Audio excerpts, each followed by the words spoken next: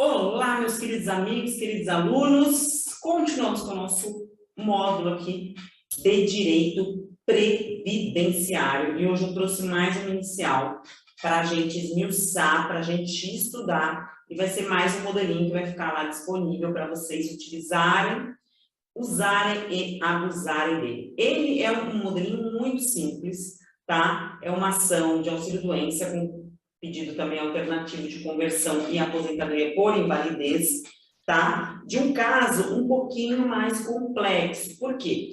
É um caso de doença psiquiátrica. E a doença psiquiátrica, ela tem as suas peculiaridades, né? Ela tem sinais físicos aparentes. Então, é uma doença que se torna um pouco difícil comprovar em perícia médica, principalmente porque os peritos, em sua maioria, não são psiquiatras, são médicos do trabalho, ou tem outra especialidade.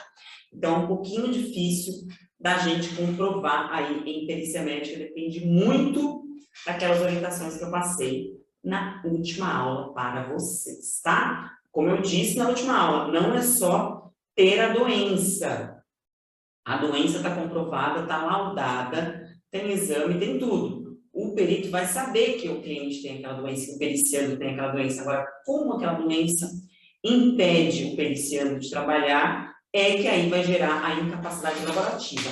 E é a incapacidade laborativa que dá o direito à concessão ou não do auxílio-doença e aposentadoria por invalidez, tá bom?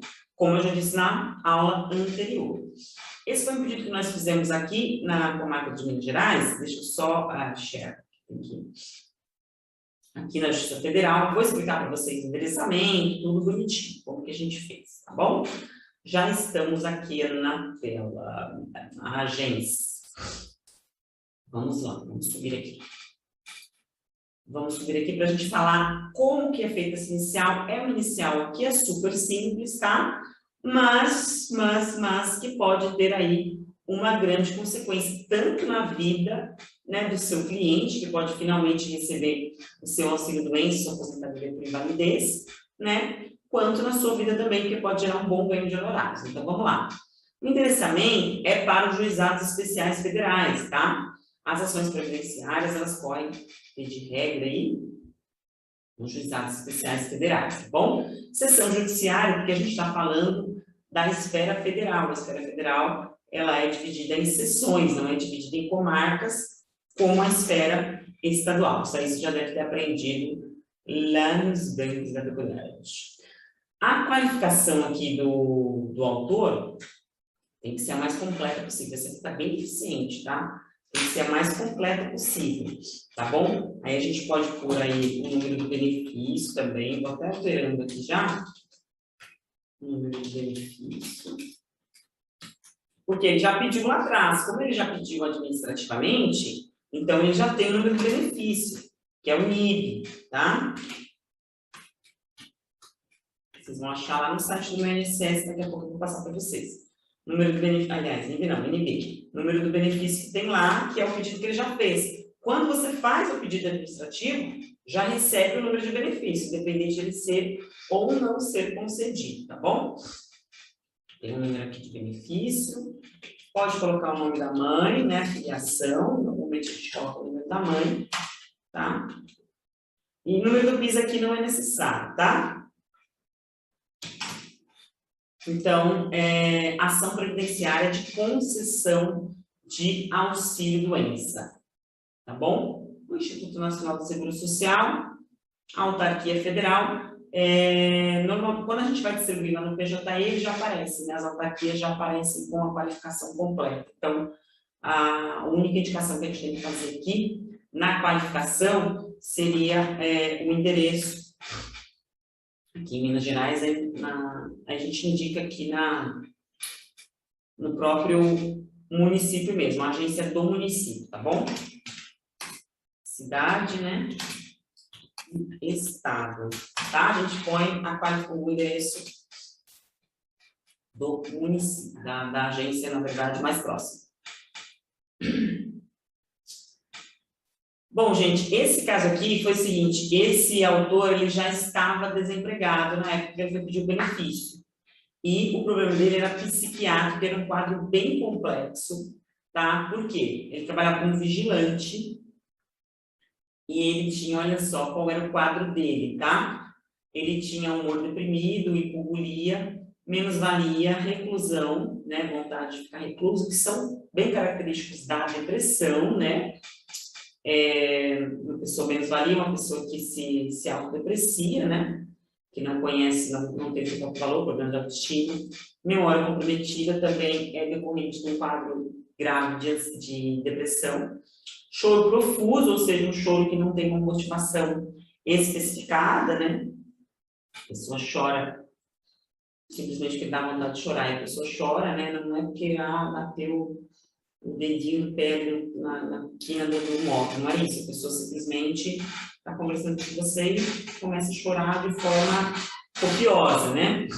Medo, aqui está errado, medos imotivados, acho que foi o retorno aqui. Medos imotivados, então, às vezes a pessoa tem medo de sair na rua, tem medo de encontrar outra pessoa, então não tem motivação, tem medo, né? Uma motivação lógica, né? Palpável. Bradipsiquismo associado a alucinações visuais. Então, ele via, né? Ele via vultos, escutava vozes, né? Onde ouve vozes diariamente. Olha só que perigo uma pessoa dessa trabalhando como vigilante. Pode acionar a polícia e falar, olha, viu um cara aqui, a polícia chega lá e fala, cadê? Né? Estava falando dentro da cabeça dele.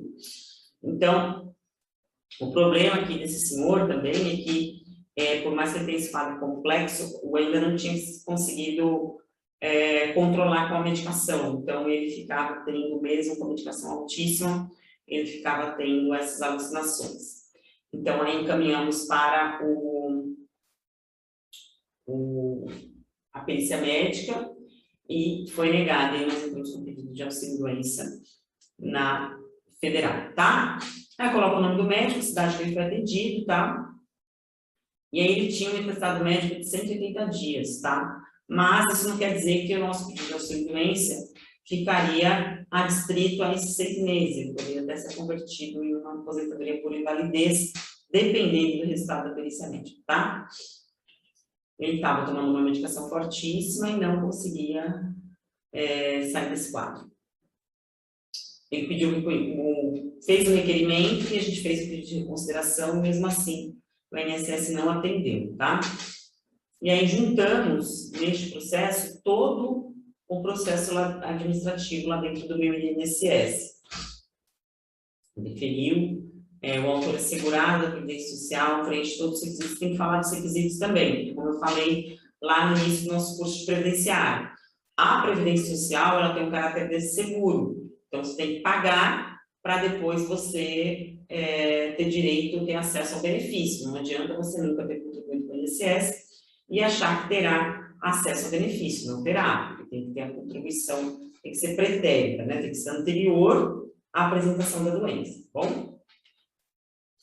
E aí seguimos. E aí nós estamos falando do artigo 59 da Lei 8.203 de 91. Você que vai advogar na área previdenciária, já leia a Lei 8.203 de 91, tá bom? Período de carência, ficar em capacidade para você trabalhar para a sua atividade laboral por mais de 15 dias consecutivos. Se ele tinha um atestado de 130 dias, obviamente ele preenchia esse requisito, tá? O auxílio-doença será devido ao segurado empregado, a contar do 16º dia do afastamento da atividade. Pedimos a antecipação dos efeitos da tutela, para que seja concedido desde logo. A gente pede, mas assim, pro forma, porque 90% das vezes não é concedido. O que acontece? Eles passam, não pedem nem contestação, não mandam nem citar no INSS, já manda direto para a perícia médica. O primeiro ato, normalmente, é a perícia médica, tá? Que o juiz já designa. E aí, se essa perícia médica vier positiva ou negativa, é que segue para os ulteriores termos, tá? Se vier uma perícia médica positiva, aí eles mandam para o INSS contestar. Mas aí, normalmente, a contestação do INSS, quando a perícia médica é positiva, já vem com uma proposta de acordo, que facilita muito para a gente.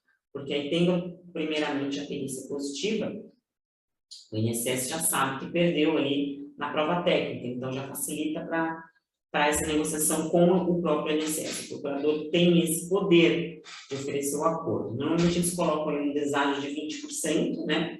Mas, assim, é muito melhor receber, aceitar o acordo, do que esperar uma contestação, depois de apelação, e receber só lá na frente. Então, quem tem fome tem pressa. Normalmente, os nossos clientes de previdenciário têm uma necessidade muito grande de receber com celeridade os benefícios, tá? Então, se tiverem aí no curso de uma ação previdenciária, o INSS propor um acordo, eu aconselho sempre que aceitem, tá? Como eu mostrei na outra ação, que era uma ação de aposentadoria rural, eu chamei o cliente lá no escritório para ele assinar junto comigo a petição que concordava com o acordo. É uma segurança jurídica maior, porque você nunca sabe, né? O seu cliente lá na frente, ele pode questionar esse acordo. Então, para se resguardar, se o INSS oferecer acordo com deságio, um deságio de 20%, 25% que eles colocam, chame o seu cliente e peça para que ele assine com você a petição de concordância deste acordo, tá bom? Resguardem-se. Então, vocês veem que é uma petição bem simples, né? Bem concisa. 4 páginas, tem 4 páginas. Então, não precisa ter aquelas... um monte de doutrina, um milhão de jurisprudência, tese acadêmica, você deixa para a parte acadêmica, dissertação, seu mestrado, aí lá o seu trabalho de páginas, doutrina, pesquisa. O seu dia a dia será muito mais simples, tá? Então, você tem um modelo desse em mãos, você já tem aí 80% do caminho andado para você poder fazer as suas próprias iniciais. O que você vai ter que mudar? O que eu mudaria nessa petição? Não é a petição perfeita, não estou tentando nenhum tipo de perfeição, não. É uma petição simples e efetiva para o que você necessita, tá? O que eu mudaria aqui? Colocaria o número do benefício. Aqui, ó, faltou um pouquinho falar sobre como essa doença... aqui eu colocaria um parágrafo sobre efeitos da doença na capacidade laborativa, tá? Efeitos da doença na capacidade laborativa. Então, o que eu falaria aqui? Que o autor é vigilante, né? Nesse caso aqui, ele era vigilante. O autor é profissão tal, e a doença, né?